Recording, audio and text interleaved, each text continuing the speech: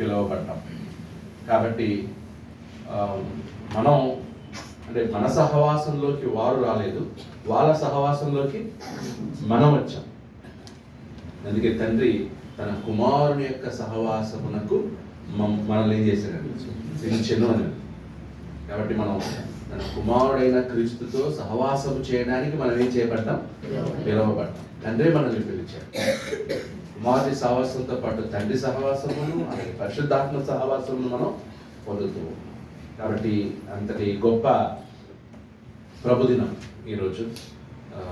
ఆ విషయాన్ని మనం గమనిస్తూ తండ్రి కుమార పరిశుద్ధాత్మతో సహవాసం చేస్తూ మనం ఆనందంగా ఈ యొక్క ప్రభుదినాన్ని గడుపుతూ ఉన్నాం.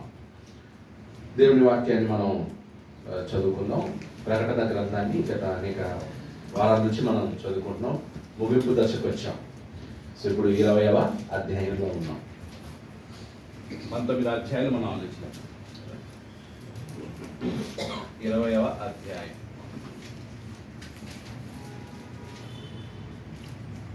చాప్టర్ 20, రెవల్యూషన్ చాప్టర్ 20వ అధ్యాయం.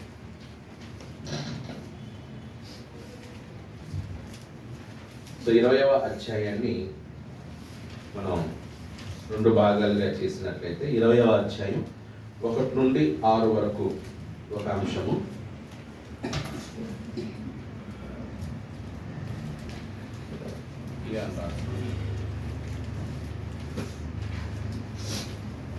20వ అధ్యాయం 1 నుండి 6 వచనాలకు 1000 years reign. 1000 years వెయ్యేండ్ల పరిపాలన.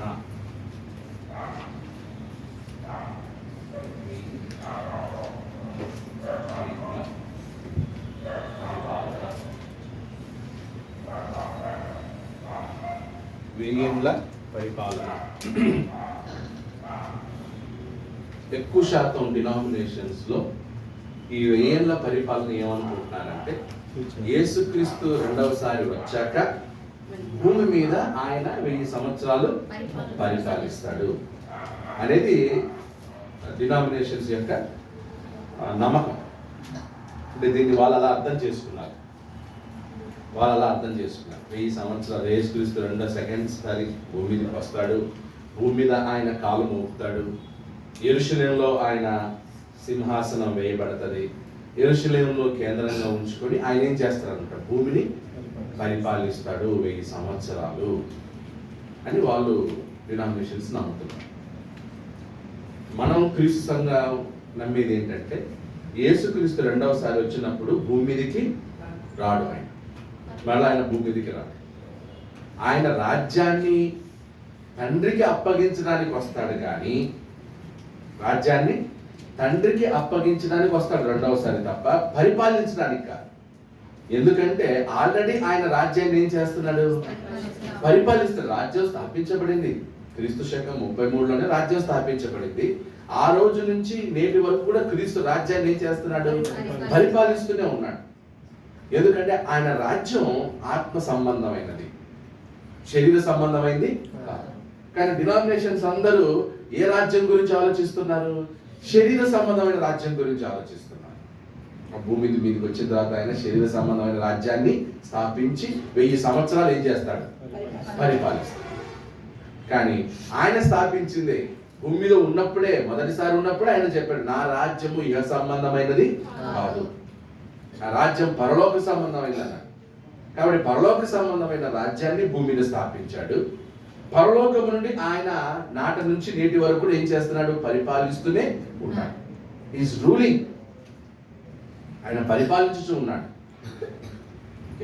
కాబట్టి ఇప్పుడు మొదటి శతాబ్దంలో అంటే యేసుక్రీస్తు యొక్క పరిపాలన బిగిన్ అయింది. యేసుక్రీస్తు యొక్క పరిపాలన ప్రారంభమైన ఒక 70 సంవత్సరాల లోపల రాజ్యంలో ఉన్న క్రైస్తవులు ఏం చేయబడుతున్నారు, హతసాక్షులు అవుతున్నారు. అప్పుడు వాళ్ళ విషయంలో వారి ఆత్మలు మొదలుపెట్టాయి అన్నమాట. ఏమని, నాదా ఎందాక తీర్పు తీర్చకయుందు. ఆ ఆత్మలకి సమాధానం ఏంటంటే ఎవరైతే హతసాక్షులయ్యారో, ఎవరైతే ప్రతిమకు గాని మృగమునకు గాని నమస్కారం చేయకుండా ఆ క్రూర మృగం యొక్క ముద్రను వేయించుకొనకుండా ఎవరైతే నమ్మకంగా విశ్వాసంగా బ్రతికారో, ఎవరైతే క్రీస్తు కొరకు శిరచ్ఛేదనం చేయబడ్డారో వారు బ్రతికిన వారై 1000 సంవత్సరాలు ఆయనతో రాజ్యం చేసిరని చెప్తున్నాడు అన్నమాట. సో దాన్ని ప్రజెంట్ దీనికి ఏం చేస్తారు అనమాట, కంపేర్ చేసుకొని లేదు 1000 సంవత్సరాలు ఇంకా ఉంది అని. ప్రకటన గ్రంథం ఎక్కువ శాతం ముందే చెప్తాం. ఎవరికి రాయబడింది? మొదటి శతాబ్దంలో ఉన్న క్రైస్తవులకి. ఎస్పెషల్ ఎవరికి రాయబడింది? శ్రమలలో ఉన్న క్రైస్తవులు, హతసాక్షులు అవుతున్నటువంటి క్రైస్తవులు.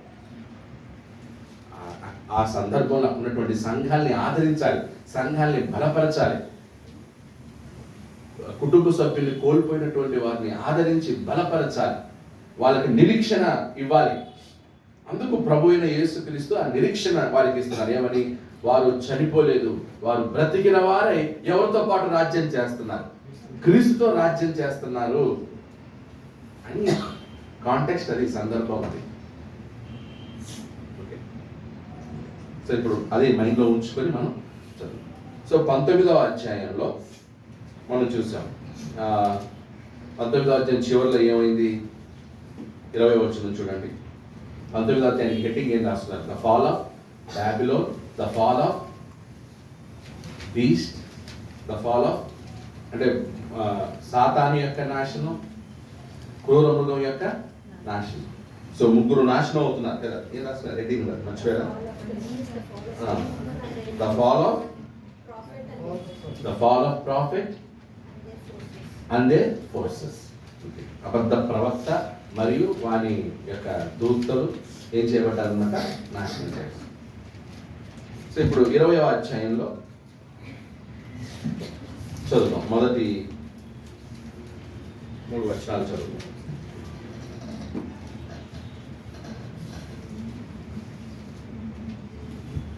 ఓకే, ఈ లోపల ఇంట్రడక్షన్ లాగా రాసుకోండి. దీనికంటే ముందు ఇంట్రడక్షన్ నేను రాసుకుంటానంటే ఇంట్రడక్షన్ అని రాసుకొని కొన్ని పాయింట్స్. పరిచయం.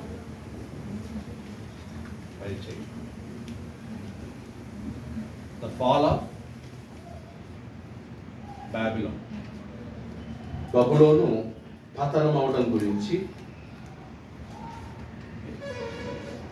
18వ అధ్యాయం 1 నుండి 19వ అధ్యాయం 10వ వచనం వరకు బబులోను యొక్క పతనాన్ని గురించి చెప్పబడింది. నెక్స్ట్ బబులోను పతనం 18 1 నుండి 19 10 వరకు బబులోను యొక్క పతనం చెప్పబడింది. అలాగే next the fall of the beast, the false prophet and their armies. The fall of the beast అంటే ఎవరు? క్రూర మృగం. The fall of the beast, the false prophet,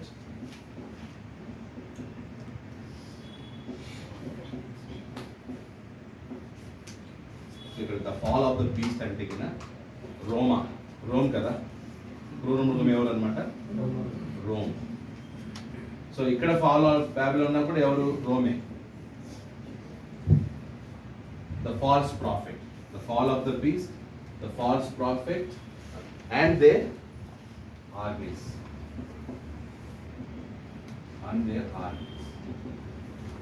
so ఇది 19వ అధ్యాయం 11 నుండి లాస్ట్ వచ్చిన 21.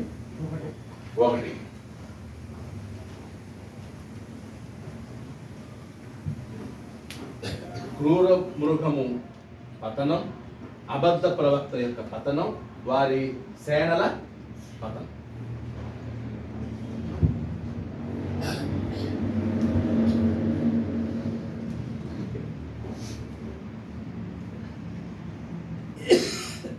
ఇప్పుడు మరి వీళ్ళకి అధికారం ఇచ్చిన సాతాను సంగతి ఏమవుతుంది అనేది 20వ అధ్యాయంలో చెప్పాడు. ఇప్పుడు క్రైస్తవులు హింసించడానికి సాతాను ఎవరికి అధికారం ఇచ్చాడు? రోమాకి ఇచ్చాడు. అలాగే అబద్ధ ప్రవక్తకి ఇచ్చాడు. మరి వీళ్ళకి అథారిటీ, అధికారం ఇచ్చినటువంటి సాతాను ఏమవుతాడు, వీళ్ళు పతనం అవుతారనే విషయం 18-19 అధ్యాయంలో చెప్పాడు. మరి వీళ్ళకి అధికారం ఇచ్చిన సాతాను యొక్క పతనం ఎలా ఉండబోతుందో 20 అధ్యాయంలో చెప్తున్నాడు అన్నమాట. Okay,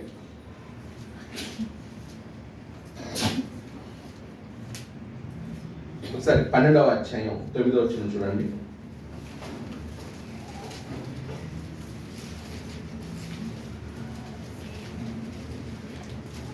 What happened to Saturn? What happened to Saturn? The dragon. Satan ఎవరిని పిలిచారనమాట? డ్రాగన్, ఘట సర్పం. What happened to Saturn, the dragon, who gave authority? Who gave authority to the beast and to the false prophet.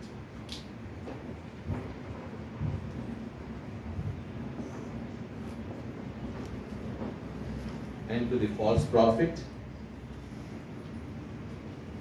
to war against the saints, to wage war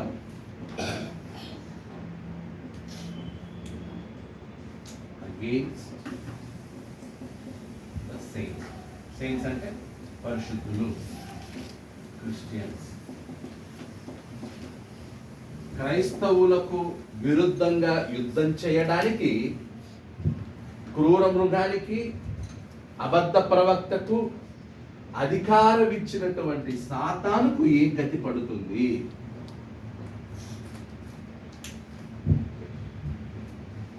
so ఈ సాతాను క్రూర మృగానికి, అబద్ధ ప్రవక్తకు అధికారం ఇచ్చాడు. ఎవరిని నాశనం చేయమని? క్రైస్తవుల్ని, పరిశుద్ధుల్ని నాశనం చేయమని అధికారం ఇచ్చాడు. నాశనం చేసినటువంటి క్రూర మృగానికి, అబద్ధ ప్రవక్తకు ఏమేశాడు? శిక్ష వేశాడు. అవి ఏమైపోయాయి? నాశనం అయిపోయాయి, అవి పతనం అయిపోయాయి. ఇప్పుడు మెయిన్ క్యాండిడేట్ ఎవరు? సాతాను. ఎందుకంటే వాళ్ళకి అధికారం ఇచ్చాడు కాబట్టి.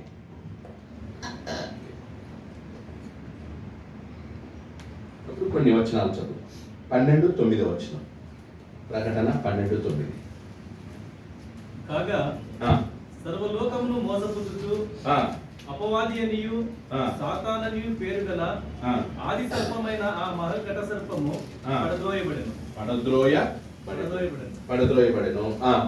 అది భూమి మీద పడద్రోయబడెను.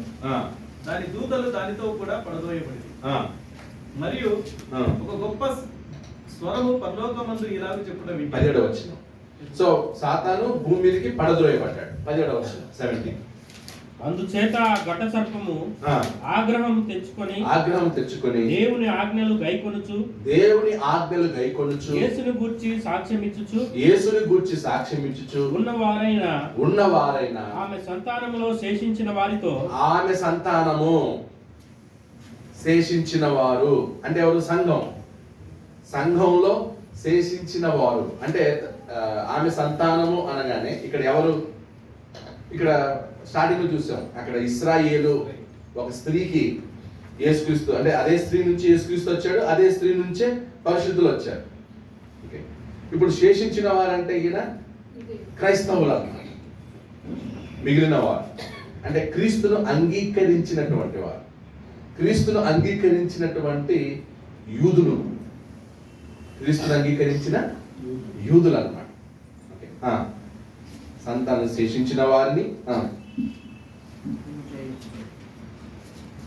యుద్ధము చేయుటకై బయలువెడలి సముద్ర తీరమున నిలిచెను. సో ఎవరితో యుద్ధం చేయడానికి నిలిచాడు? శేషించిన పరిశుద్ధులతో. ఆ శేషించిన పరిశుద్ధులు ఎవరంటే ఎక్కువ శాతం ఎవరున్నారనమాట? యూదులైన క్రైస్తవులు. వాళ్ళని హింసించడానికి ఓకే సాతాను పరలోకంలో నుంచి త్రోయబడితే భూమి మీద పడి వాడు ఏం చేస్తున్నాడు అనమాట? పరిశుద్ధులతో యుద్ధం చేస్తున్నాడు.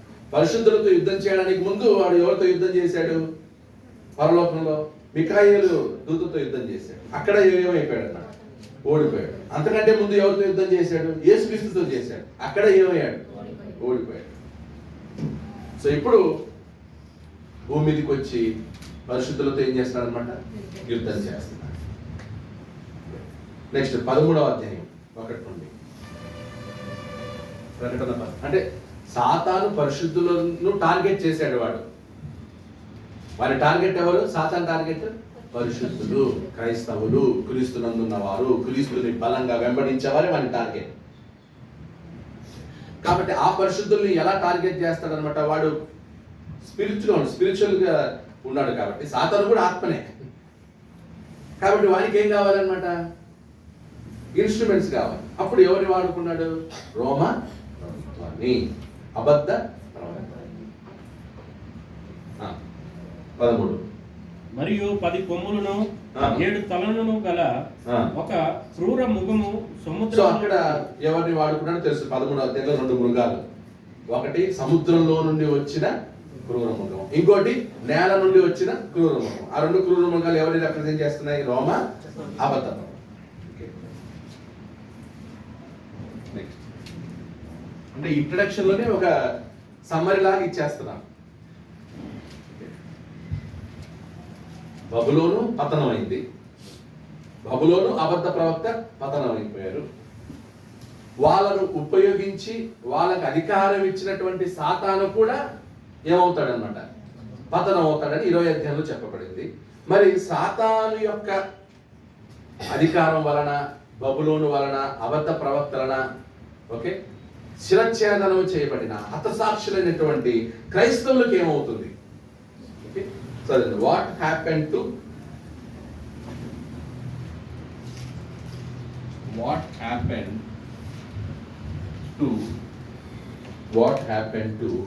those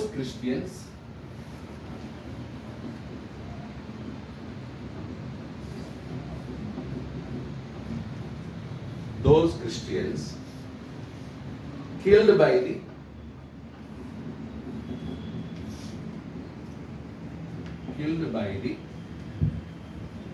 agents of Satan.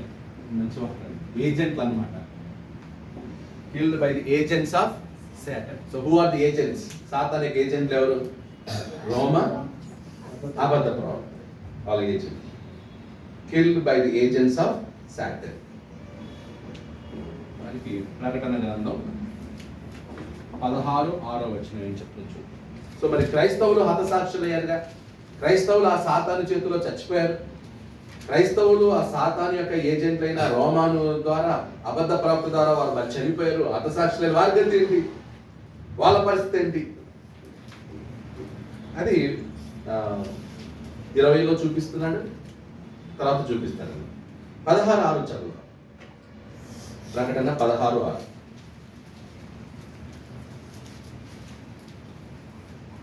దీనికి వీరు పాత్రులే. నీవు ఇలాగూ తీర్పు తీర్చితివి. నీవు న్యాయవంతుడవని జనముల దేవదూత చెప్పగా వింటిని. అందుకు అవును ప్రభువా, దేవా సర్వాధికారి, నీ తీర్పులు సత్యములను న్యాయములై ఉన్నవి ఉన్నవని బలిపీఠము చెప్పుట వింటిని. నెక్స్ట్ 17:6.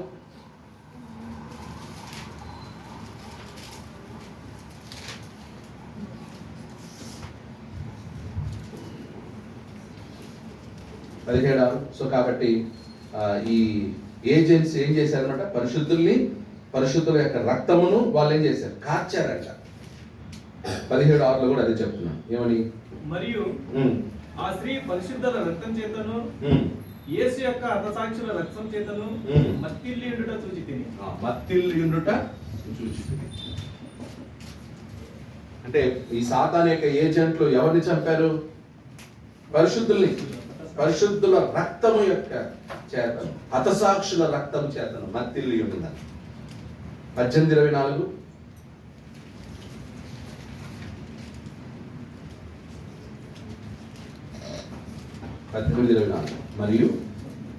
మరియు ప్రవక్తల యొక్కయు పరిశుద్ధుల యొక్కయు భూమి మీద వధింపబడిన వారి యొక్కయు రక్తము ఆ పట్టణంలో కనబడెను. అంటే పరిశుద్ధుల యొక్క రక్తమును చిందించారు సాతాను యొక్క ఏజెంట్లు. సాతాను యొక్క ఏజెంట్లు హతసాక్షుల యొక్క రక్తాన్ని చిందించారు. ఎటు చూసినా పరిశుద్ధుల రక్తమేనా, వీధులన్నీ కూడా పరిశుద్ధుల రక్తంతో నిండిపోయాయి. సో ఇప్పుడు సింపుల్గా ఏంటంటే విలన్ ఎవరో తెలిసింది. విలన్ ఎవరు? సాతాను. విక్టిమ్స్ ఎవరో తెలిసింది. విక్టిమ్స్ ఎవరు? పరిశుద్ధులు. బాధితులు ఎవరు? పరిశుద్ధులు. ఇప్పుడు ఏం కావాలి? విక్టరీ కావాలి. వీళ్ళిద్దరిలో ఎవరు విక్టరీ? ఎవరు? పరిశుద్ధులే. పరిశుద్ధులే విక్టరీ అనేది చెప్తున్నాను. మరి వాళ్ళు చనిపోతే గిన ఓడిపోయినట్లా గెలిచినట్లా? పరిశుద్ధులు గెలిచారు, ఓడిపోలేదు. వాళ్ళు పునరుత్థానులు అయ్యారు. పునరుత్థానులై క్రీస్తుతో పాటు రాజ్యం చేస్తున్నారు, పరిపాలనలో ఉన్నారు వాళ్ళు. ఇప్పుడు మనకు కూడా ఏదైనా ఒక మూవీ అంటే గిన దాంట్లో స్టోరీ అంతట్లో ఏంటి? విలన్ ఉంటాడు, విక్టిమ్స్ ఉంటారు, ఫైనల్గా ఎవరు? విక్టరీ. ఒకవేళ విక్టిమ్స్ విక్టరీ అయితే గిన అందరూ హ్యాపీ కదా. సినిమాలో ఫైనల్గా ఎండింగ్ ఏం చూపిస్తాడు? చెడ్డోడు ఓడిపోయారు, మంచి అదే కదా. అప్పుడు ఆ సినిమా చూసి బయటకు వచ్చేవాళ్ళు తృప్తిగా వస్తారేమని, అమ్మయ్య మంచోడు గెలిచాడు, చెడ్డోడు ఆ విలన్ చచ్చిపోయాడు రా, విలన్ని చావగట్టాడు. సో విలన్ చచ్చిపోయిన తర్వాత అందరూ మళ్ళీ కలిసి హ్యాపీగా ఫినిషింగ్ ఎలా చూపిస్తారు? మంచి కలిసి ఉండడం, హ్యాపీగా ఉండడం చూపిస్తారు. అంటే ప్రతి స్టోరీలోనూ విలన్ ఉంటాడు, విక్టిమ్స్ ఉంటారు, వీళ్ళిద్దరి మధ్య ఫైటింగ్ ఉంటుంది. ఫైనల్గా విక్టరీ ఎవరికి? సో అదే ఇక్కడ చూపిస్తున్నాం. సో సాతాను విలను, విక్టిమ్స్ పరిశుద్ధులు. వాడు వాని ఏజెంట్లతో వాళ్ళని బాధించాడు, చంపాడు, వారి రక్తం కార్చాడు, హతసాక్షులందరినీ చంపేశాడు. ఇప్పుడు వాని గతి ఏమవుతుంది? అలాగే వాని చేత చంపబడిన పరిశుద్ధులు ఏమవుతారు అనేది 20వ అధ్యాయంలో కనిపిస్తాం. 18-19లో ఏం చెప్పాడంటే వాని ఏజెంట్లైన రోము, వాని ఏజెంట్లైన అబద్ధ ప్రవక్త ఏమైపోయారు? నాశనం అయిపోయారు. ఇప్పుడు ఎవరు అసలైన విలన్? అందుకే చూడండి, మామూలుగా మూవీస్ లో కూడా హీరో ఫైట్ చేస్తే గిన మెయిన్ విలన్ లాస్ట్ టార్గెట్. ఎందుకు? ఇప్పుడు మిగతా చిన్న చిన్న వాళ్ళందరినీ కొడతా ఉంటారు, కొట్టి కొట్టి కొట్టి లాస్ట్ లో మెయిన్ విలన్ లాస్ట్ లో కూర్చొని ఉంటాడు, లేకపోతే హెలికాప్టర్ ఎక్కి పారిపోవాలని ట్రై చేస్తూ ఉంటాడు. లాస్ట్ లో మెయిన్ విలన్ అన్నమాట. స్టార్టింగ్ లో మెయిన్ విలన్ చంపితే ఇంకేముంది ఇంకా అసలు? అందరూ వెయిటింగ్ చేస్తూ ఉంటారు, ఆడియన్స్ అందరూ ఎక్కడ దాక్కున్నాడు మెయిన్ విలన్, ఎక్కడ దాక్కున్నాడు. సేమ్ వే ఫస్ట్ ఆ మెయిన్ విలన్ యొక్క ఏజెంట్ని ఫస్ట్ ఏం చేస్తారనమాట హీరో. సో ఫస్ట్ దేవుడు కూడా వాని ఏజెంట్ని ఫస్ట్ ఏం చేశాడు? నాశనం చేస్తాడు. నెక్స్ట్ మెయిన్ విలన్ సంగతికి వస్తాడు అనమాట. ఆ మెయిన్ విలన్ ఎవరు అనమాట? 20వ అధ్యాయం.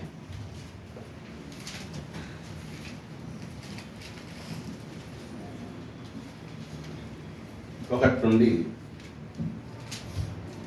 ఇప్పుడు ఇంట్రడక్షన్ అయిపోయింది కదా, పాఠం అన్నమాట. పాఠంలో దీన్ని మనం పార్ట్ 1 అని పెట్టుకున్నాం, ఏ అని కాకుండా part 1 21 to 6.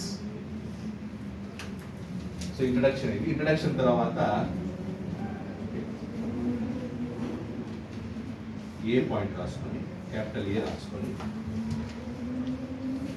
Saturn bound for 1000 years. Saturn bound for 1000 years. 21 to 3. 20వ అధ్యాయం 1 నుండి 3 వచనాలు. సాతాను 1000 సంవత్సరములు బంధింపబడెను.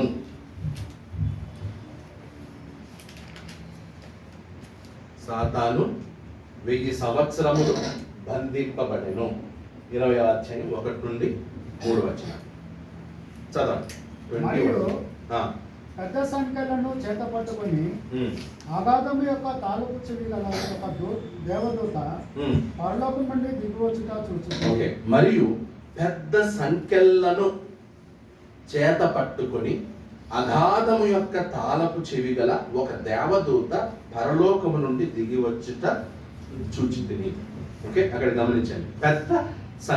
పెద్ద సంఖ్యలు అంటే గిన ఎవరు అంటే ఆ సంఖ్యలు ఎవరు విడిపించుకోలేరు. అలాగే అగాధం అంటే చీకటి లోకం. అగాధం అంటే చీకటి. ఆ చీకటి లోకానికి తాళపు చెవులు ఉన్నాయి. అగాధం అంటే చీకటి యొక్క తలుపులకి తాళం చెవి కలిగి పెద్ద సంఖ్యలు తీసుకొని ఒక దూత వస్తుంది. అంటే అప్పుడు ఆ దూతకి చీకటి మీద అధికారం ఉంది, వెలుగు మీద అధికారం ఉంది. ఇప్పుడు ఎవరై ఉండొచ్చు? యేసుక్రీస్తే. మత్తయి సువార్త 28వ అధ్యాయం కాదు, మత్తయి సువార్త 12:28 నుంచి 29 వచ్చాను చూడండి. మత్తయి సువార్త 12వ అధ్యాయం 28-29.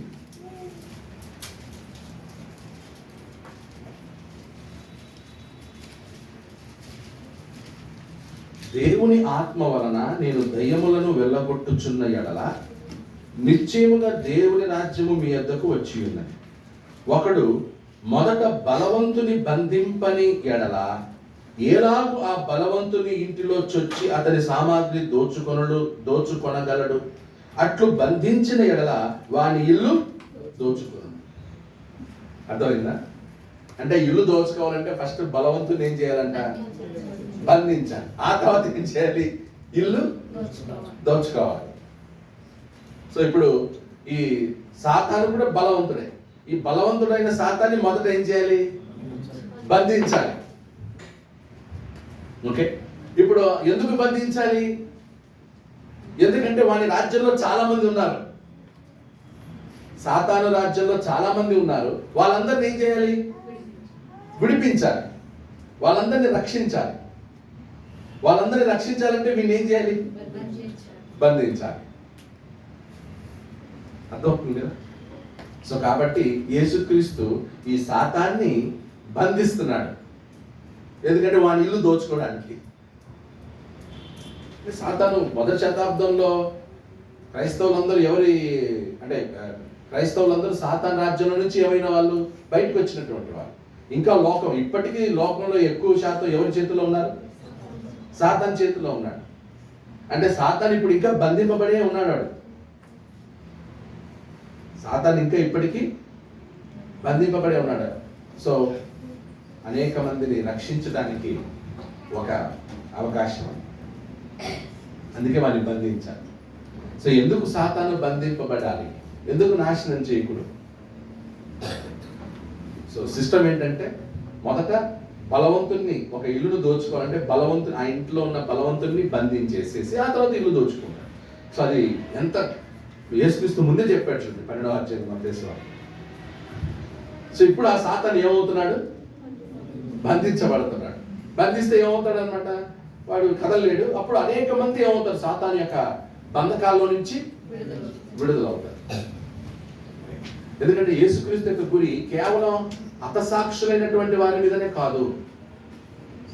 సో వాడిని బంధించకపోతే ఇంకా చాలా మందిని మోసం చేస్తాడు వాడు. వాడిని బంధించకపోతే గిన ఓకే, ఎందుకంటే వాడిని ఒకేసారి నాశనం కూడా చేయకూడదు. కొన్నిటిని వెంటనే నాశనం కూడా చేయకూడదు. మన పాత నిబంధనలు చూసినట్లయితే నెబుకద్నెజరుని వెంటనే నాశనం చేశాడా దేవుడు? బబులోను రాజు అయిన నెబుకద్నెజరు మంచోడా చెడ్డోడా? మరి చెడ్డోడిని ఎందుకు అన్ని రోజులు ఉంచాడు దేవుడు?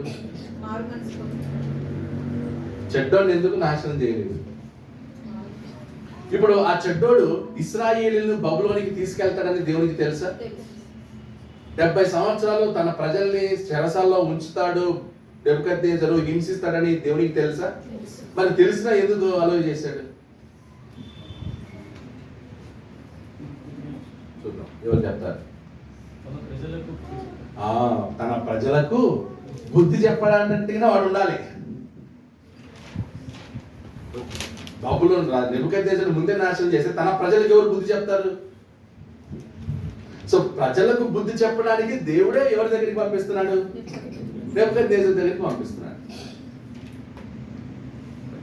సో అలాగే సాతాను కూడా మనకు అనిపిస్తుంది, ఎందుకు సాతాన్ని దేవుడు వెంటనే నాశనం చేసేయచ్చు కదా, చంపేయచ్చు కదా, వాడిని ఒక్క నిమిషంలో పాడు చేసేయచ్చు కదా దేవుడు సాతాన్ని అని మనకు అనిపిస్తుంది. అనిపించదా?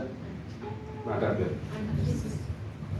మొదటి శతాబ్దంలో కూడా సాతాన్ని ఎందుకు ప్రభావం ఉంచావు, ఎందుకు దేవా వాడిని తొందరగా నాశనం చేయి అని అనిపిస్తూ ఉంటుంది మనం. లేదు, పని అయ్యేంత వరకు వాడిని దేవుడు ఉంచుతాడు.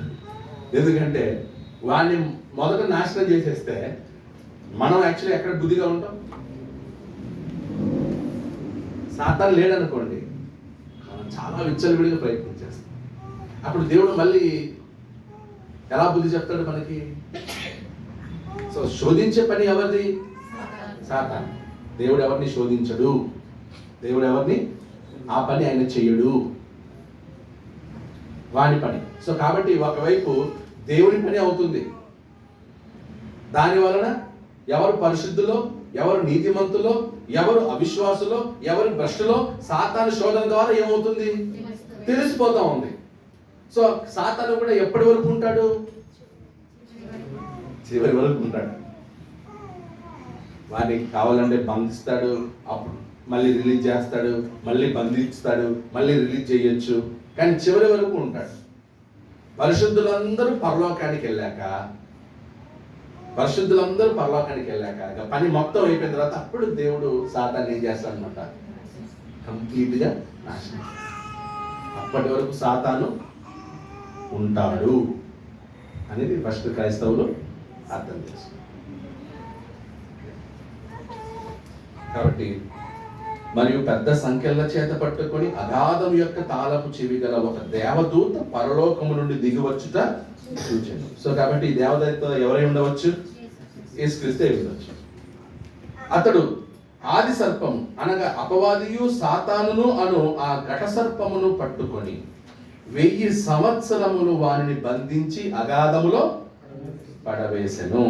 ఓకే, పడవేసి. ఫిబ్రవరి 2వ అధ్యాయం 14 నుంచి 15. ఫిబ్రవరి పత్రిక 2వ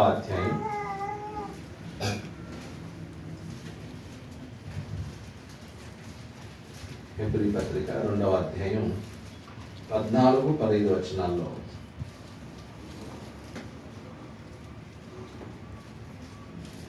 కాబట్టి ఆ పిల్లలు రక్త మాంసములు గలవారైనందున ఆ ప్రకారమే మరణము యొక్క బలము గలవానిని అనగా అపవాదిని మరణము ద్వారా నశింపజేయుటకును జీవిత కాలమంతయు మరణ భయము చేత దాస్యమునకు లోబడిన వారిని విడిపించుటకును ఆయన కూడా రక్త మాంసములో అందుకే మరణము ద్వారా నశింపచేయుటకు జీవిత కాలమంతా మరణ భయము చేత దాస్యమునకు లోబడిన వారిని విడిపించుటకు. ఓకే, మరణము యొక్క బలము గలవాడు ఎవరు? మరణం యొక్క బలము సాతాను. మరణానికి బలం ఎవరు చెప్పండి? మరి యేసుప్రభు కాదు. మరణము యొక్క బలము గలవానిని అనగా అపవాదిని మరణము ద్వారా నశింపజేయడం అంటే ఏమని అర్థమైందా?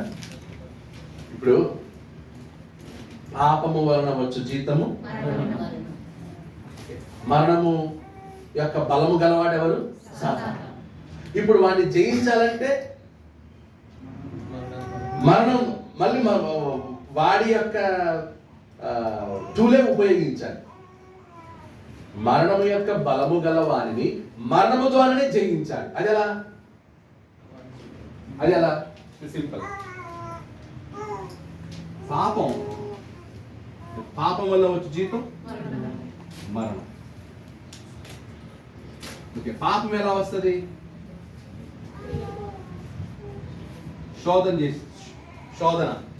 శోధించే పని ఎవరు చేస్తాడనమాట?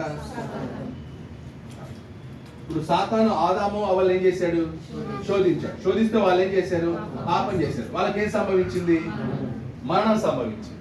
అందుకే ఆదాము ద్వారా అందరూ మరణించుచున్నారు. ఆదాము ద్వారా అందరికి మరణం ఏమైంది? సంప్రాప్తి ఆయను.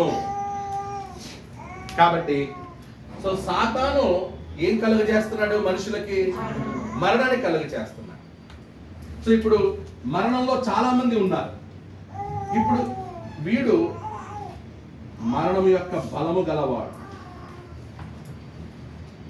అంటే మనుషులందరినీ ఏం చేస్తున్నాడు? చంపుతున్నాడు. ఎలా? పాపం ద్వారా మనుషులందరినీ చంపుతున్నాడు. ఇప్పుడు వీడిని జయించాలంటే మరణము ద్వారానే జయించాలి. అప్పుడు ఓకే, యేసుక్రీస్తు ఎక్కడికి వచ్చాడు? శరీరధారి వచ్చిన యేసుక్రీస్తుని కూడా ఏం చేశాడు? వీడు శోధించాడు. కానీ యేసుక్రీస్తు ఏం చేయలేదు? పాపం చేయలేదు.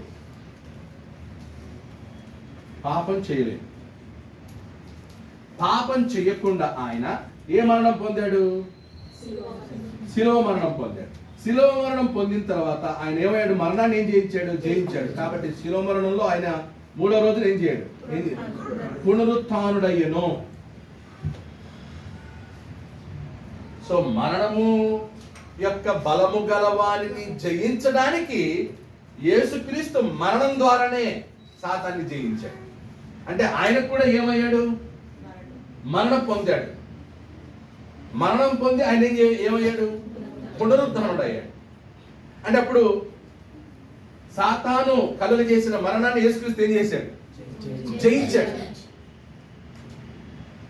2 రకాలైనటువంటి మరణాలు ఆయన జయించాడు. ఒకటి శరీర మరణాన్ని జయించాడు, ఆత్మీయ మరణాన్ని కూడా జయించాడు. అది హెబ్రీ పత్రిక చెప్తున్నాడు.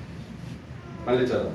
కాబట్టి ఆ పిల్లలు రక్త మాంసములు గలవారైనందున ఆ ప్రకారమే మరణము యొక్క బలము గలవానిని అనగా అపవాదిని మరణము ద్వారా నశింపజేయుటకు జీవిత కాలమంతయు మరణ భయం చేత దాస్యమునకు లోబడిన వారిని విడిపించుటకు. మరణ భయం చేత దాస్యములో ఉన్నారు. పాపం చేసిన ప్రతివాడు మరణానికి ఎవరు? దాసుడు. అంటే అప్పుడు మరణానికి దాసుడు అంటే ఎవరికి దాసుడు? ఇప్పుడు సాతాను యొక్క దాస్యములో ఉన్న వారిని యేసుక్రీస్తు ఏం చేయడానికి వచ్చాడనమాట? విడిపించడానికి వచ్చాడు. ఎలా విడిపించాడు? తన రక్తాన్ని చిందించి సిద్ధపరిచాడు. సో ఇప్పుడు ఇక్కడ వాక్యాన్ని వినడం ద్వారా సాతాన్ని విడిచేసి వచ్చే వాళ్ళు ఉన్నారు. సో ఇప్పుడు సాతానుని యేసుక్రీస్తు ఏం చేస్తున్నాడు అనమాట? బంధించున్నాడు. ఎందుకు? 1000 ఏళ్ళు బంధిస్తాడు. అప్పుడు అనేక మంది వారి బంధకాల నుంచి ఏమవుతారు? విడుదల పొందుతారు.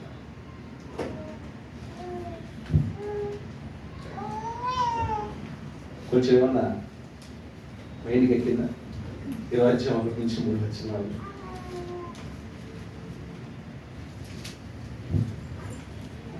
మనం ఏమనుకుంటాం? ఆ బంధించడం ఎందుకు స్వామి? ఏం చేయ ఒకేసారి మనం అంటాం. సిస్టమ్ కాదు అది సిస్టమ్ కాదు.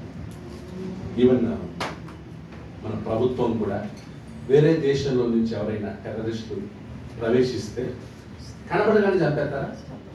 ఏం చేస్తారు? వాటిని జైలు వేస్తారు, బంధిస్తారు. ఎందుకు? వాటి దగ్గర ఇంకా చాలా ప్లాన్స్ ఉంటాయి, చాలా ఇన్ఫర్మేషన్ ఉంటుంది. కాబట్టి రావాల్సిన ఇన్ఫర్మేషన్ అంతా ఏం చేస్తారు? ఇప్పుడు కసబ్బా ఎవరు? మన స్వామి వెళ్ళినప్పుడు వాడిని వెంటనే చంపేశారా? ఒలి తీసారా? లేదు. వాడిని మేపారు. ఎన్నో కోట్లు ఖర్చు అయ్యి వాడికి. ఎందుకు చంపలేదు వెంటనే? చాలా మంది చంపేయండి అన్నారు. గవర్నమెంట్ అంత ఈజీగా ఎవరిని చంపదు. వాడి దగ్గర నుండి ఇన్ఫర్మేషన్ అంతా లాక్కున్నారు. వాడికి తెలిసిన ఇన్ఫర్మేషన్ ఏదో టెక్నిక్ ద్వారా ఇన్ఫర్మేషన్ అంతా తెలుసుకుని ఇంకా వీడు మనకు అవసరం లేదని ఆ తర్వాత ఏం చేశారు? సో అలా ఏదో శత్రువు దొరికాడు కదా అని వెంటనే చంపేయకూడదు. దేవుడు కూడా అంతే. దేవునికి తెలీదా సాతాను ఎలాంటి వాడు? వాడు ముందు నుంచి ఉన్నాడే కదా, ఎప్పుడు ఆదామవ్వల కాలం నుంచి ఉన్నాడు. ఇన్ని సంవత్సరాలు ఎలా పెట్టుకున్నావు ప్రభా నువ్వు అని అనిపిస్తుంది మనకి. కానీ ఓకే, అది దేవుని యొక్క సంకల్పం. మనం అనుకున్నట్లు జరగదు, మనం చెప్పగానే దేవుడు వినడు. ఆయన సంకల్పాన్ని చేశాడు, ఆ సంకల్ప ప్రకారమే ఆయన జరిగిస్తాడు అన్నిటిని, సమస్త కార్యాలు. మనం అనుకున్న వెంటనే మనం ప్రార్థన, నాయన సాతాన్ని నువ్వు అది చేయి ఇది చేయి అంటే గిన మన మాట ఎంత ఆయన. Okay right. వాడిని బంధించి అగాధములో పడవేసి, 3వ వచనం చదవండి. ఆ 1000 సంవత్సరములు గడచు వరకు ఇక జనములను మోసపరచకుండానట్లు అగాధమును మూసి దానికి ముద్ర వేసెను. దానికి ముద్ర వేసెను. దానికి ముద్ర వేసెను. అటు పిమ్మట వాడు కొంచెం కాలము విడిచిపెట్టబడవలెను. అటు పిమ్మట వాడు కొంతకాలము ఏం చేయబడాలంట? విడిచిపెట్టబడవలెను. ఓకే, 12వ అధ్యాయం 9వ వచనం చదవండి.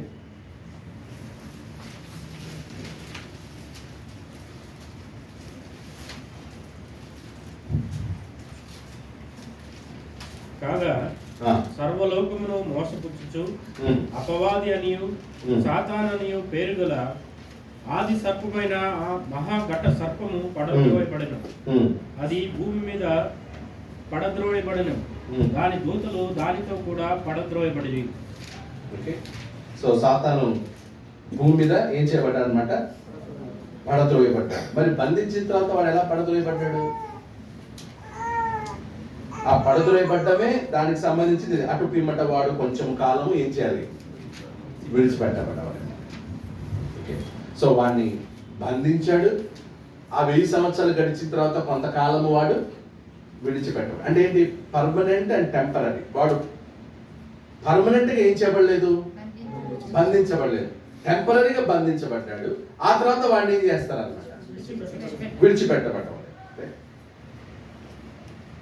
ఇప్పుడు సాతాను విడిచిపెట్టబడ్డాడా, బంధించబడ్డాడా? సో మనం ఏ కాలంలో ఉన్నాం?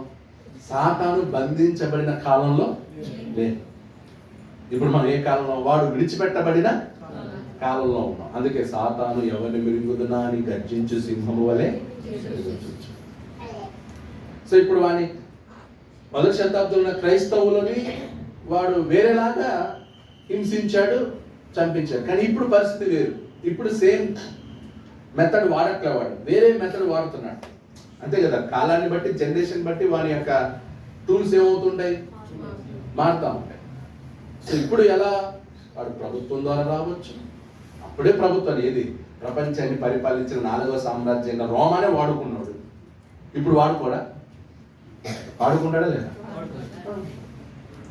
చాలా దేశాల్లో క్రీస్తుని బహిరంగంగా ఆరాధించడానికి లేవు అనుమతులు లేవు. ఎన్ని దేశాల్లో క్రైస్తవులకి అసలు సువార్తను బహిరంగంగా ప్రకటించుకునే అధికారం లేదు. చైనా ఎలా ఉంది? ఎంత పెద్ద దేశం, అంత పెద్ద దేశంలో సువార్త ప్రకటించకూడదు. అక్కడ క్రీస్తు ప్రకటింపబడకూడదు, చర్చిలో ఉండకూడదు. ఎక్కడ? మరి సాతాను ఎవరి చేతిలో ఉంది? అంటే చైనా ఎవరి చేతిలో ఉన్నటప్పుడు? నార్త్ కొరియాలో సంఘాలు ఉన్నాయా? నార్త్ కొరియాలో క్రైస్తవులు కాదు. నార్త్ కొరియా ఎవరి చేతిలో ఉంది? పాకిస్తాన్ ఎవరి చేతిలో ఉంది? ఎక్కడ క్రీస్తు ప్రకటింపబడడానికి ఓకే పరిమితి ఉండదో, పర్మిషన్స్ ఉండవో అక్కడ అవన్నీ కూడా ఎవరి ఆధీనంలో ఉన్నాయి? ఇప్పుడు దేన్ని కూడా తన ఆధీనంలో పెట్టుకుని ట్రై చేస్తున్నాడు సాతాను. మన దేశాన్ని కూడా వాని చేతులు పెట్టుకోవడానికి చాలా ప్రయత్నిస్తున్నాడు. క్రైస్తవుల సంఖ్య పెరగకూడదు, క్రిస్టియానిటీ పెరగకూడదు, కన్వర్షన్ అవ్వకూడదు. స్వేచ్ఛ ఉన్న దేశాలేమో భ్రష్టులు అవుతున్నారు. అమెరికాలో స్వేచ్ఛ ఉంది. కానీ అక్కడ ఏమవుతున్నారు? క్వశ్చన్ అయిపోతున్నారు. యూకే, యునైటెడ్ కింగ్డమ్, ఒకప్పుడు క్రిస్టియన్ కంట్రీ అది, ఇప్పుడు ఎక్కువ ఎవరై ఉన్నారు? యూకే క్రిస్టియన్ కంట్రీ, ఇప్పుడు ఎక్కువ ముస్లిమ్స్ ఎక్కువైపోయారు, చర్చిలు మసీదులు అయిపోయాయి. అంటే క్రిస్టియానిటీ పెరుగుతుందా తగ్గుతుందా? ఇట్స్ గోయింగ్ డౌన్, తగ్గుతుంది. చాలా యూరోప్ కంట్రీస్లో క్రిస్టియానిటీ తగ్గుతుంది, యూరోప్ కంట్రీస్లో క్రిస్టియానిటీ తగ్గుతుంది. దాంట్లో మందులో మళ్ళీ ఆర్సీఎం వాళ్ళు వేరే. ఆర్సీఎం వాళ్ళందరూ క్రిస్టియన్సా, సాతాను దూతల వాళ్ళందరూ, విగ్రహాధికుల వాళ్ళందరూ. ఆర్సీఎంని క్రైస్తవులు లెక్కలు ఎలా తీసుకుంటాం? సగం అది అబద్ధ బోధ, ఫాల్స్ ప్రాఫిట్. సో ఇలా సాతాను ఇప్పుడు పని చేస్తున్నాడా? భూమి మీద ఉన్నాడా వాడు? వాడు ఎక్కువ పని చేస్తున్నాడు, మనం ఎక్కువ పని చేస్తున్నాం. వాడు ఎక్కువ పని చేస్తున్నాడు, మనం బాగా తింటున్నాం, పడుకుంటున్నాం, నిద్రపోతున్నాం. మనం బాగుండే చాలే, ఎవరేమైపోతే చాలు. ఒక అతను ఎవరో ఒక పోస్ట్ పెట్టాడు, ఒక అతను, క్రిస్టియానిటీ తగ్గిపోతుంది, క్రిస్టియానిటీ పెరగాలి, మన కర్ణాటకలో కూడా క్రైస్తవం తగ్గిపోతుంది, పెరగాలి. సరే మరి దానికి ఏం చేయాలంటే సొల్యూషన్, సువార్థికుల్ని పంపడం మానేయాలి. మన ఇన్వెస్ట్మెంట్ అంతా సువార్థికుల్ని పంపడానికి పెట్టకూడదంట. మరి దేన్ని పెట్టాలా అంటే అయినా మన పిల్లల్ని మనం పెంచుకునే విషయంలో ఇప్పుడు డబ్బు ఖర్చు చేయకుండా క్రిస్టియానిటీని లేదా క్రైస్తవ్యం ఎలా పెరుగుతుంది? ఖర్చు పెట్టకుండా. సువార్థికులు పంపబడకపోతే క్రైస్తవులు ఎలా అవుతారు? వాక్యం ఏం చెప్తుంది? సర్వలోకానికి వెళ్ళి మీరు సువార్తను ఏం చేయండి? ప్రకటించండి. అంత్యోదయ సంఘం ఏం చేశారు? సువార్థికుల్ని పంపారు. యెరూషలేము సంఘం సువార్థికుల్ని పంపారు. రోమపత్రిక ఉంది, పంపబడని ఎడల వారెట్లు ప్రకటించుదురు, ప్రకటింపని ఎడల వారెట్లు విందురు. ఇప్పుడున్న చర్చలు మనీ విప్పరంట, కానీ ఏమవ్వాలంట? క్రిస్టియానిటీ కాపాడాలంట. అంటే ఎంత మైండ్ చూడండి. ఒకవేళ అమెరికా వాళ్ళు ఇండియాకి సువార్తను తీసుకురాకపోయింది, సువార్త ముందు వచ్చింది, కానీ క్రీస్తు సంఘం యొక్క డెవలప్మెంట్ ఈరోజు ఇంత అవ్వడానికి కారణం ఎవరు? అమెరికాలో ఉన్న సహోదరులు. వాళ్ళు ఏం చేశారు? దాతృత్వాన్ని పంపారు. అక్కడ కూడా పేదలు, ఎంతోమంది పేదలు, చిన్న పిల్లలు తెలుసా, సండే క్లాస్ పిల్లలు వాళ్ళ ఉండిలో వేసిన డబ్బులు పంపించి ఇండియాలో స్వార్థ సేవ చేశారు. అందుకే ఈరోజు వాళ్ళు పంపించారు, మన వాళ్ళు మిస్యూజ్ చేసుకునే వాళ్ళు ఉన్నారులే, 3 మంది ఉన్నారు, కానీ వాళ్ళు చేశారు. వాళ్ళు చేసినందువల్ల అట్లీస్ట్ 20% అన్నా మిగిలింది. ఇప్పుడు మనం చేయాలా వద్దా? మనం స్వార్థకుల్ని పంపాలి. స్వార్థ చెప్పి, వాక్యం చెప్పి, ఆత్మలు రక్షించే వారికి మనం వెనక నుండి సపోర్ట్ చేయాలి. సో నేను ఒక అతన్ని ట్రైనింగ్ చేసి పంపించాను తుమ్కూరు డిస్ట్రిక్ట్లో. అతను ఇప్పుడు 43 మందికి చెప్తున్నాడు వాక్యం. ఎంతమందికి? 43 మందికి చెప్తున్నాడు, 8 ఊర్లలో చెప్తున్నాడు. నా వల్ల కాదు, నేను చెప్పలేను. అతను 43 మందికి చెప్పాలి. ఇప్పుడు నేను చేయలేకపోతున్నాను, అతను చేస్తున్నాడు. ఇప్పుడు ఏం చేయాలి? అతనికి ఏం చేయాలి? సపోర్ట్ చేయాలి. అతనికి మనం సపోర్ట్ చేయాలి. అతను కూలి పని చేసుకుంటూ 43 మందికి వాక్యం చెప్తున్నాడు, అంత కష్టపడుతున్నాడు. అలాంటి వాడికి సపోర్ట్ చేయాలి. నువ్వు చేసుకో, నాకేంటి అది. కర్ణాటక తుమ్కూరు ఏరియాలో, తుమ్కూరు, శివమొగ్గ, అక్కడ ఈ ఏరియాలో 8 ఊర్లలో, 8 టౌన్లలో ఒకవేళ అతనికి 3 సంవత్సరాల్లో ఒక మంచి రిజల్ట్ రావచ్చు మన వెనకలు ఉంటే. ఇప్పుడు మనం అలాంటి వాడికి మనం సపోర్ట్ చేయకపోతే అతను కూడా ఏమవుతాడు అనమాట? ఏమవుతాడు?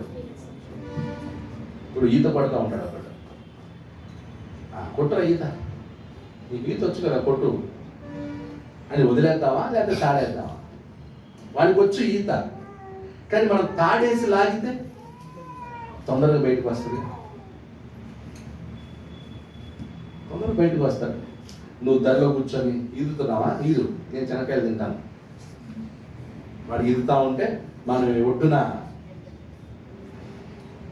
ఎందుకు వాడు ఈదుతున్నాడు కదా సాయం చేయాలంటే వాడికి వచ్చులే ఈత, మనం ఏమి సహాయం చేయాల్సిన అవసరం లేదు.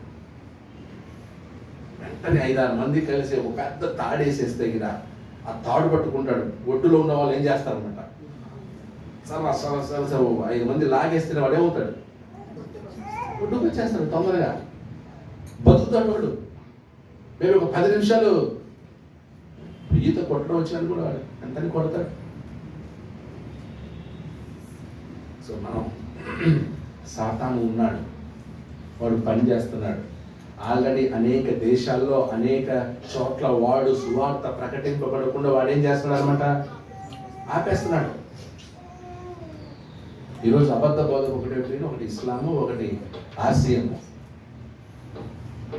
ఈరోజు ఫాల్స్ ప్రాఫిట్ ఎవరన్నమాట, ఇస్లాం అండ్ ఆర్సీఎం. అది కాకుండా మళ్ళీ చర్చ్ ఆఫ్ క్రైస్ట్ కూడా స్టార్ట్ అయింది. యెహోవా సాక్షుల బోధ, ఎవరి యేసు దేవుడు కాదు ఆయన్ని, ఇది ఒక పెద్ద తలనొప్పి. సో సాతాను ఏమన్నా ఒరే నేను బయట చెప్తున్నాను కానీ ఈ చర్చ కృష్ణుడు నేను టచ్ చేయలేకపోతున్నాను, ఉండి వీళ్ళకి ఒకటి పెడదామని చెప్పి ఒకటి పెట్టాడు. ఏంటి, యేసు ప్రభు. ఇప్పుడు ఆ బోధలు ఉంటే అయిపోయింది కదా. ఇప్పుడు సాతాను ఉండట లేనట్టు అక్కడ వాడికి ఏమంటాడు, ఇప్పుడు యూదులు టచ్ చేయట్లేదు సాతాను. ఎందుకు, వాళ్ళు ఆల్రెడీ క్రీస్తు మార్గంలో లేరు, వాళ్ళు ధర్మశాస్త్ర మార్గంలో ఉన్నారు. వాళ్ళు ధర్మశాస్త్ర మార్గంలో ఉన్నాడు, సాతాను మార్గంలో ఉన్నాడు, క్రీస్తు మార్గంలో ఉన్నట్ల. పాత నిబంధన ఫాలో చేసేవాడు క్రీస్తు మార్గంలో లేడు, సాతాను మార్గంలోనే ఉన్నాడు. ఎందుకు వాడు వాడిని పట్టించుకుంటాడు? మీరు కత్తి పోతున్నారా, మీరు కూడా కత్తి లాగినట్టని. ఇప్పుడు చర్చ్ ఆఫ్ క్రైస్ట్ కొంతమందిని ఆ పాత నిబంధన తిప్పుతున్నాడు అనమాట. పాత నిబంధన తిప్పుతున్నాడు. మీరు అటు వెళ్ళండి. సాతాను పని చేస్తున్నాడు, చాలా పెద్దగా పని చేస్తున్నాడు. కానీ వారి టూల్స్ వేరే. ఇప్పుడు వాడు చంపట్ల, అబద్ధ బోధతోనే జనాలు ఏం చేస్తున్నాడు. చాలా ఈజీ టూల్ అది. చంపడం సులభమా, మోసం చేయడం సులభం. అప్పుడు సాతాను ఏది వాడుతున్నాడు, బాగానే ఉంది కదా, క్రైస్తవులంతా బాగానే ఉంది కదా, ఎవరేం చావట్లేదు అనుకుంటున్నాం మనం. ఆడేమంటాడు, రే నేను చంపట్రా, మిమ్మల్ని ఏం చేస్తాను, జస్ట్ ట్విస్ట్ చేస్తాను.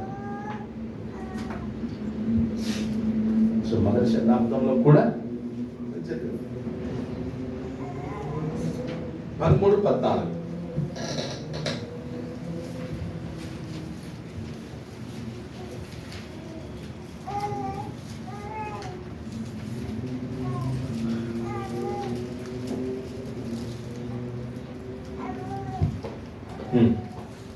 కత్తి దెబ్బ తినియు బ్రతికిన ఈ క్రూర మృగమునకు ప్రతిమను చేయవలని అది భూనివాసులతో చెప్పుచు ఆ మృగము ఎదుట చేయుటకు తనకి ఇవ్వబడిన సూచనల వలన భూనివాసులను మోసపుచ్చుచున్నది.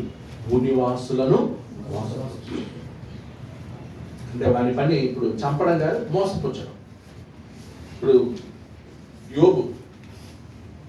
యోబు విషయంలో కూడా అక్కడ దేవుడు ఏమి సాతానికి ఏమి ఇచ్చాడు, చంపకూడదు, ప్రాణం తీయకుండా నువ్వేమన్నా చేసుకోవాలి. అలా సాతాను విడిచిపెట్టబడ్డాడంటే కొన్ని కండిషన్స్తో ఏం చేయబడ్డాడు, వాడు విడిచిపెట్టబడ్డాడు. కండిషన్స్తో విడిచిపెట్టాడు. కొన్ని రోజులు బంధించబడ్డాడు, ఆ తర్వాత విడిచిపెట్టబడ్డాడు. ఇప్పుడు ఈ 1000 అనేది 1000 అనేది లిటరలా ఫిగరేటివా? లిటరల్ అంటే ఏంటి, నిజంగా 1000. ఫిగరేటివ్ అంటే అలంకారికంగా వాడబడిందా? అలంకారికంగా వాడబడింది. ఓకే, సో ఇక్కడ ఏం రాస్తుందంటే the number 1000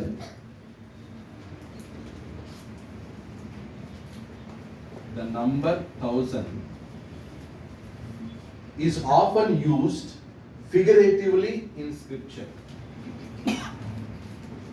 Is often used figuratively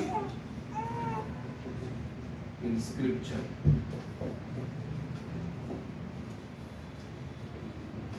వెయ్యి అనే సంఖ్య బైబిల్ గ్రంథంలో అలంకారికంగా ఉపయోగించబడింది. 1000 అనే సంఖ్య బైబిల్ గ్రంథంలో అలంకారికంగా ఉపయోగించబడింది, ఫిగరేటివ్గా ఉపయోగించబడింది. ఈ 1000 అనేది కేవలం ప్రకటన గ్రంథంలో ఉందా, ఇంకో చోటి మిగతా చోట్ల కూడా ఉందా? ఒకసారి చూద్దాం. ద్వితీయోపదేశకాండం 7:9. ఫర్ ఎగ్జాంపుల్ ఉదాహరణకి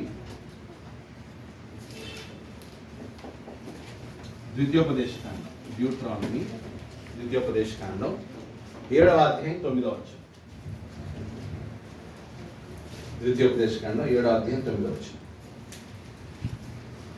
కాబట్టి నీ దేవుడైన యెహోవా తానే దేవుడనియు తన్ను ప్రేమించి తన ఆజ్ఞను అనుసరించి నడుచుకుని వారికి తన నిబంధనను స్థిరపరచువాడును, 1000 తరముల వరకు కృపచూపువాడును, నమ్మదగిన దేవుడనియు తన్ను దేశించు వారిలో ప్రతి వారిని. ఎన్ని సంవత్సరాలు అన్నాడు? 1000 తరముల వరకు కృప చూపువాడను, నమ్మదగిన దేవుడని. అంటే ఆ తర్వాత కృప చూపించాడు ఆయన. 1000 తరముల వరకు కృప చూపిస్తాడు అంటే ఆ తర్వాత కృప చూపడా? అంటే అక్కడ 1000 అంటే ఏంటి? అలంకారం. అంటే 1000 అనేది సంపూర్ణ నిరంతరము. అక్కడ 1000 అనేది ఏంటన్నమాట? దేవుని కృప నిరంతరం ఉంటది. మనం ఒక మనిషిని మామూలుగా మన భాషలోనే దీర్ఘాయుష్మాన్ భవ అంటాం, లేదా 100 ఏళ్ళు రానికి అంటాం కదా. ఎప్పుడన్నా అన్నారా? ఎవరైనా అక్కడ అనుకుంటా ఉంటాం, వెంటనే ఆ వ్యక్తి రాగానే అబ్బా ఇప్పుడే అనుకుంటాను నీకు 100 ఏళ్ళు రా అంటారు. అంటే 100 అంటే ఏంటి? సంపూర్ణం. 100 తర్వాత బతకూడదా?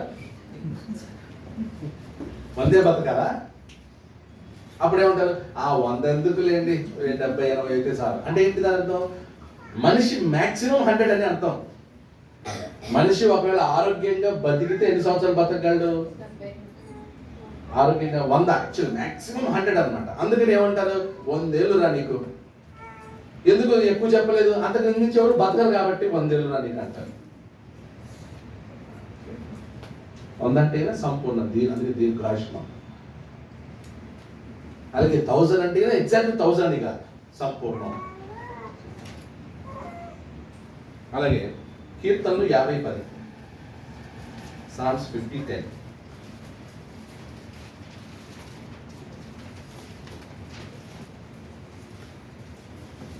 కీర్తనలు 50:10. అడవి మృగలన్నీయు 1000 కొండల మీది పశువులన్నీయు నావే కదా. 1000 కొండల మీద 1000 కొండల మీద పశువులన్నీ నావే కదా. అంటే మిగతా కొండల మీద పశువులు అంటే ఏంటి దాని అర్థం? 1000 కొండలేనా భూమి మీద ఉండేది? కొండల మీద అన్నింటిలో పశువులు ఉంటాయా? అన్ని కొండల మీద ఉన్న పశువులు అది నావేనైనా దాని అర్థం? ఇట్స్ ఫిగరేటివ్ అన్నమాట, అలంకారిక భాష. అలాగే 105 కీర్తన 105:8.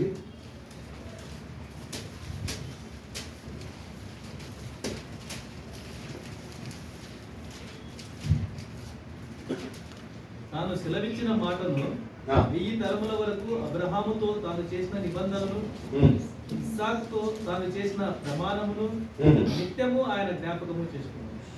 నిత్యము ఆయన జ్ఞాపకము చేసుకున్నాను అంటే ఏంటి దాని అర్థం? 1000 అన్నాడు కదా, 1000 తరముల వరకు నేను. ఆ తర్వాత సో 1000 అంటే ఏంటి? దానికి ఏంటంటే ఇది లిమిట్ లేదు, అనంతము, సంపూర్ణం అని అర్థం. 1000 అంటే ఎగ్జాక్ట్. ఇప్పుడు 1000 కొండలు అన్నాడు, నిజంగా లెక్కేసి 1000 కొండలే అన్నాడా? 1000 తరాలు అంటే నిజంగా 1000 తరాలేనా?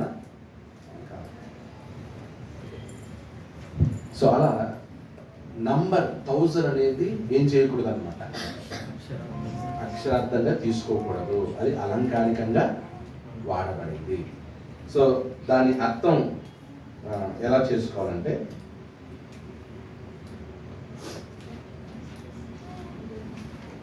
నేను రాసుకుంటాను ఇక్కడ 2వ point. So for a long period. So for a long period of time,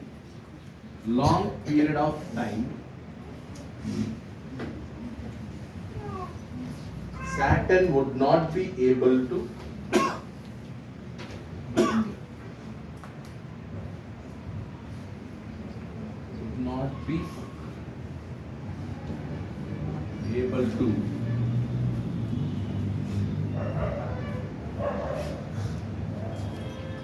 Saturn would not be able to deceive the nations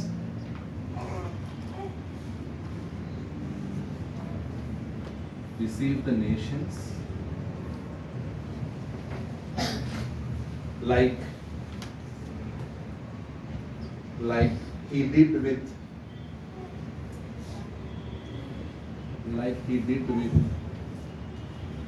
unfaithful Jerusalem.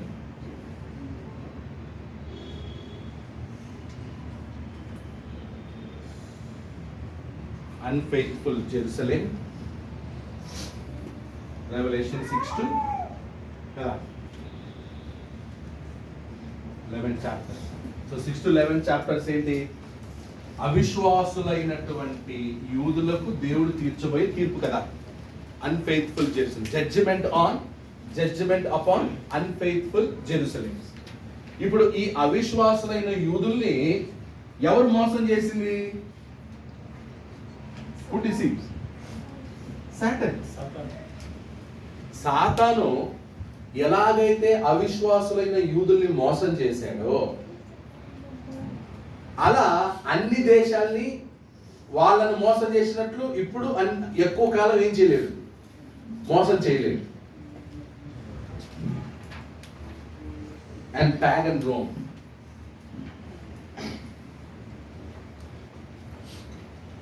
And pagan Rome.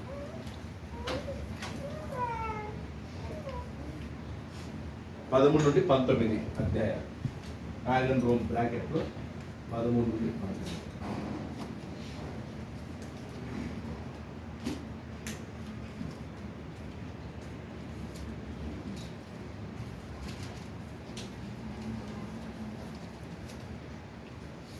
Okay.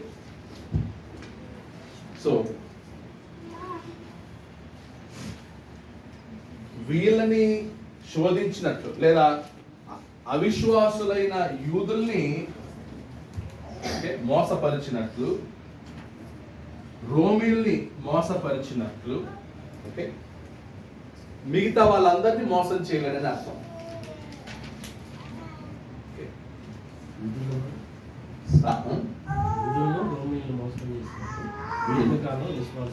దీర్ఘకాలం చేయలేడు. ఏది వాడికి దీర్ఘకాలం చేయడానికి ఏం లేదన్నమాట, అధికారం లేదు. వీళ్ళని మోసం చేసినట్లు అందరినీ మోసం చేయడానికి కూడా వాడికి అధికారం లేదు. సో వాడిని కంట్రోల్ చేస్తున్నాడు దేవుడు అనేది అర్థం. ఓకే, బంధించాడు, మళ్ళీ కొంతకాలం విడిపించాడు.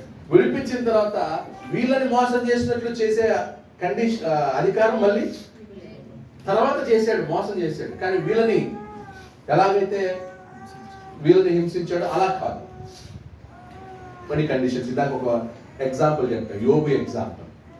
సాతాను యోబును శోధించాడు, కానీ ఏం చేయొద్దన్నాడు? ప్రాణం తీయొద్దు, నువ్వేమైనా చేస్తావు చెయ్యి. అలాగే యేసుక్రీస్తు దగ్గర కూడా వాడికి ఎంతవరకు ఉందో అంతవరకు శోధించగలిగాడు యేసుక్రీస్తు, దీర్ఘకాలికంగా. మొదటి శతాబ్దంలో కూడా ఎంతవరకు శోధించాలో అంతవరకు శోధించగలిగాడు, దీర్ఘకాలికంగా. ఇప్పుడు కూడా వాడు శోధిస్తున్నాడు, మనల్ని మోసపరుస్తున్నాడు, కానీ దీర్ఘకాలం కాదు. అది ఆ పాయింట్ అర్థమైందా? So for a long period of time Saturn would not be able to deceive the nations like he did with unfaithful Jerusalem and pagan Rome.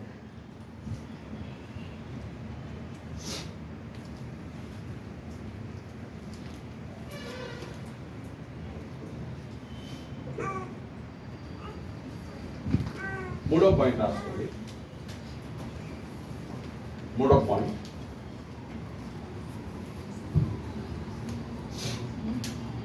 afterward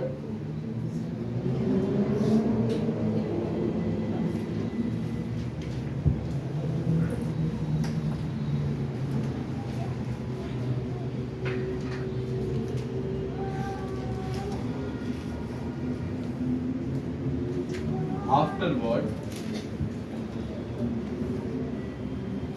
he is released and once more deceives. He is released. Afterward he is released and once more deceives the nations for a short time.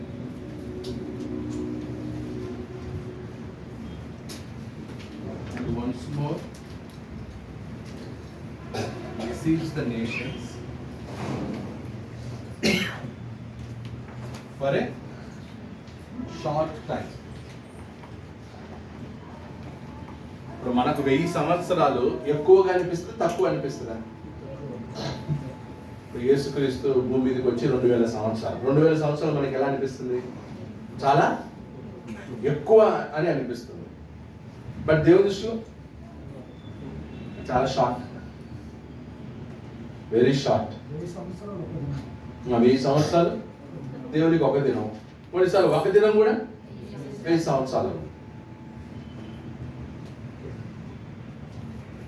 So afterward he is released and once more deceives the nations for a short time.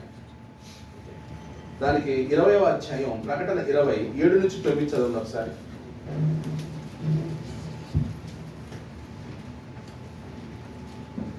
ఈ సంవత్సరములు గడిచిన తర్వాత 1000 సంవత్సరములు గడిచిన తర్వాత సాతాను తానున్న చెరలో నుండి విడిపింపబడును. తానున్న చెరలో నుండి విడిపింపబడును.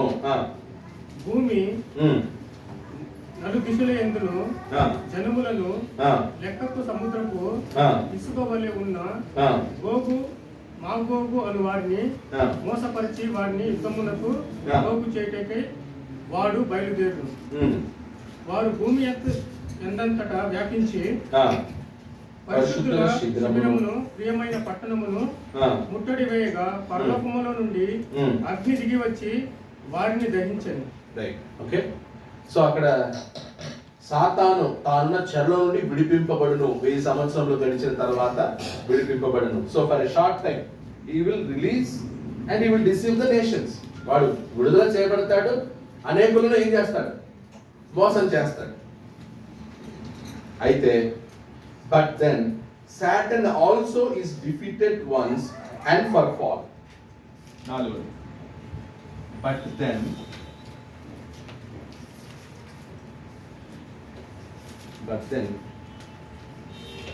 Satan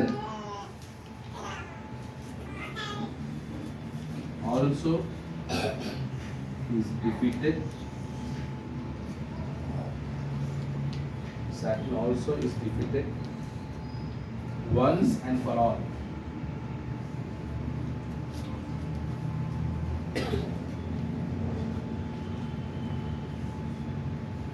ఇరవై 9 నుంచి 10 చదవండి.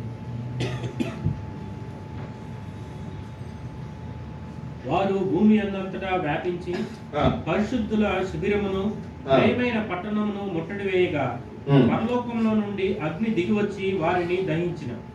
వారిని మోసపరిచిన అపవాది అగ్ని గంధకములు గల గుండములో పడవేయబడెను.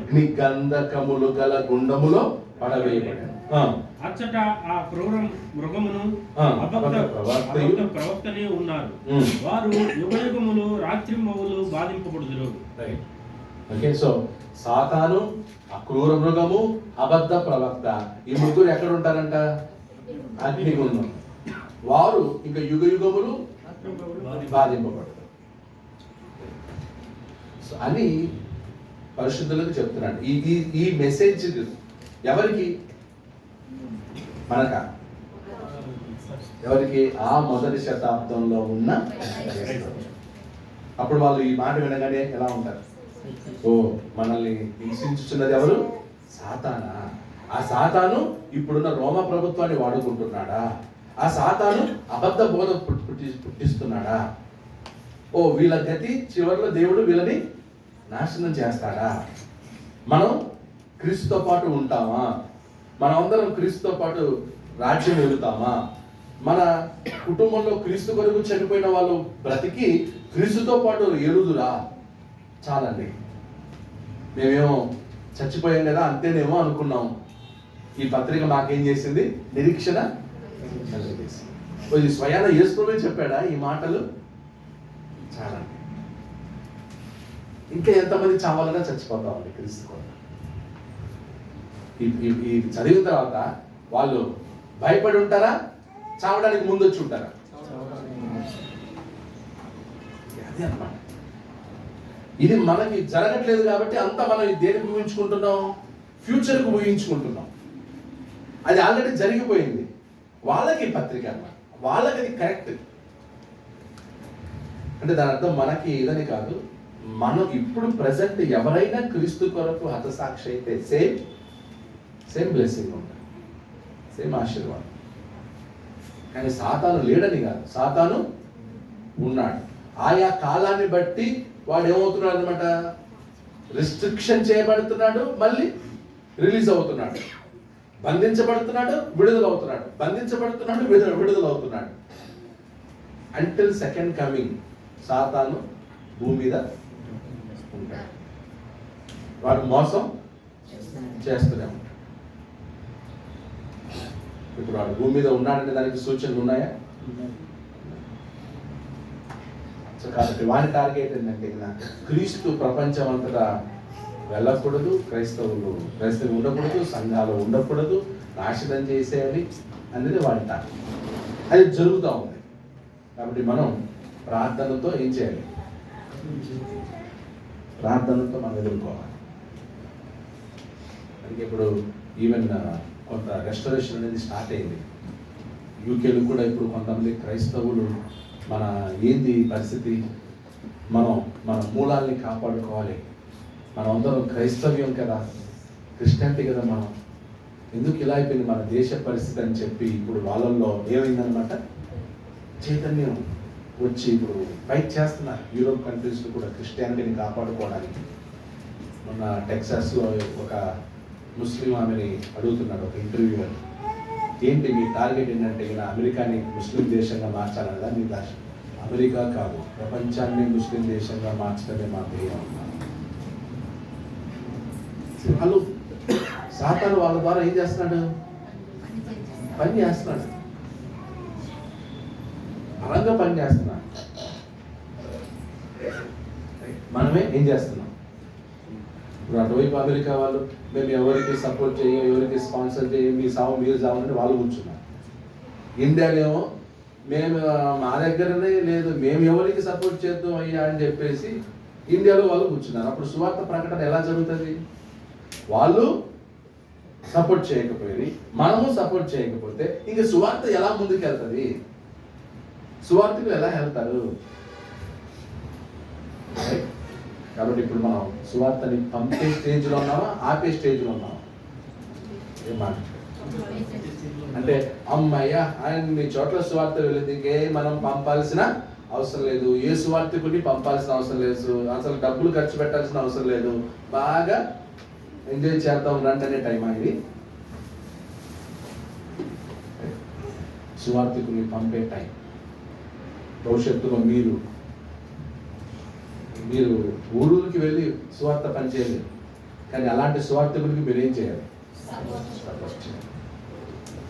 ఇప్పుడు ఒక ఎగ్జాంపుల్ చెప్పాను. ఒక అతను 8 ఊర్లకి వెళ్ళి చెప్తున్నాడు. ఒక అతను 43 మందికి చెప్తున్నాడు సత్యాన్ని. నేను ఆ ఊర్లోకి వెళ్ళలేను, అలాంటిది నేను చేయలేను. సో ఇప్పుడు నేనేం చేస్తానండి, నా అతనికి ఏదో కొంచెం సహాయం చేస్తాను, ఫోన్ చేస్తాను, అదే అడుగుతూ ఉన్నప్పుడు ఎలా ఉంది ఏంటి నాకు బ్రదర్ కొంచెం మన మా భార్యకి ఇలా అయిపోయిందండి ఇలా హాస్పిటల్, అవునా? అప్పుడు వెంటనే కొంచెం నా చేతిలో ఎంత కొంచెం ఫైనాన్షియల్ హెల్ప్ పంపడం హాస్పిటల్కి. మీరు నాకేమన్నా ఆఫరింగ్స్ ఇస్తుంటారు కదా, అవన్నీ ఇలాంటి వాటికి వెళ్తుంటాయి. అలాంటి వాటికి నేను ఇచ్చేది.